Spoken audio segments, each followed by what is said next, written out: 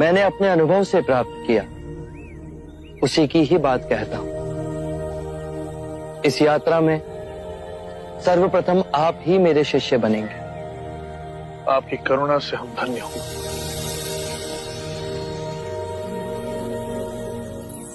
अज्ञान ही दुख, भ्रम, चिंता को जन्म देता है।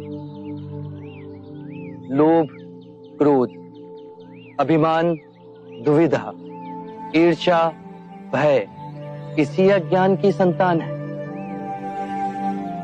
माया का खेल विपरीत का है, दो रूपों का है। मध्य में ही रहो, धूमकेतु तारे की तरह। ना शरीर को सुखाओ, ना उसकी वासना को चारा खिलाओ। मध्य में ही केंद्रित रहो।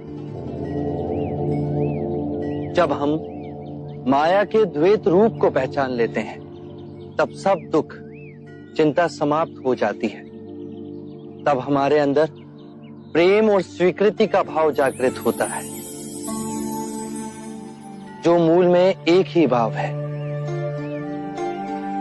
इस ज्ञान के बाद हम किसी से घृणा नहीं करते,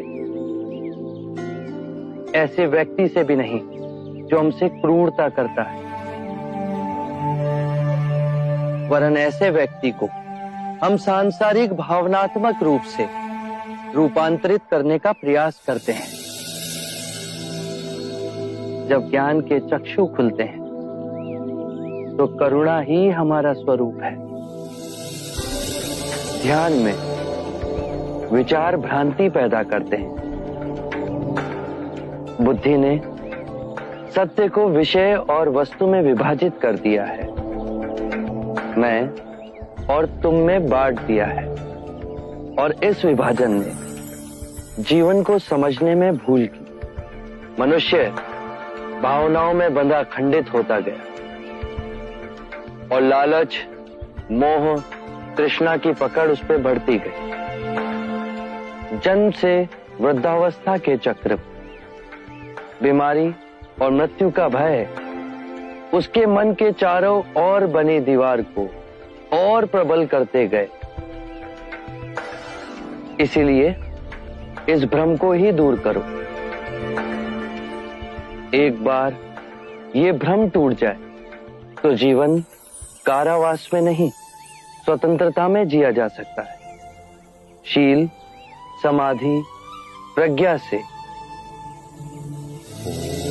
4 आर्य सत्य हैं।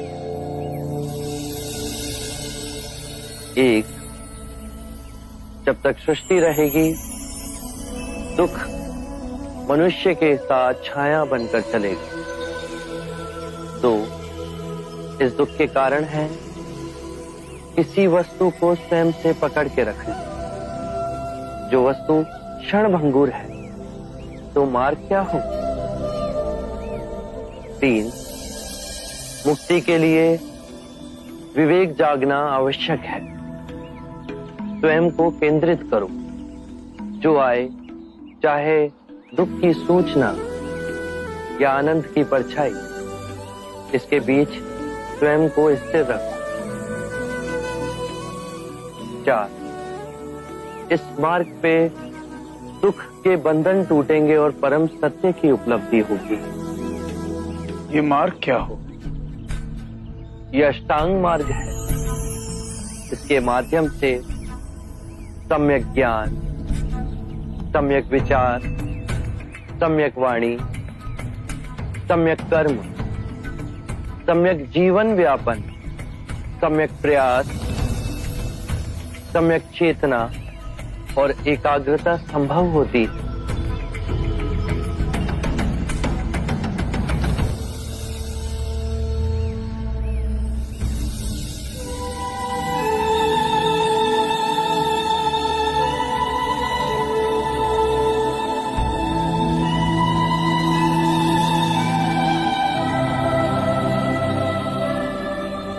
मैं बुद्ध हूं।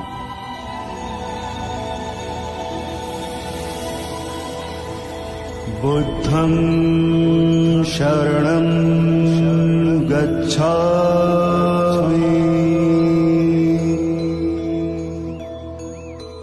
मैं स्वयं धर्म हूं। धम्मं शरणं गच्छामि।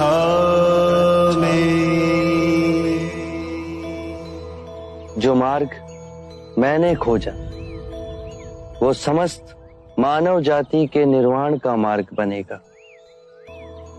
संघं शरणं गच्छामि।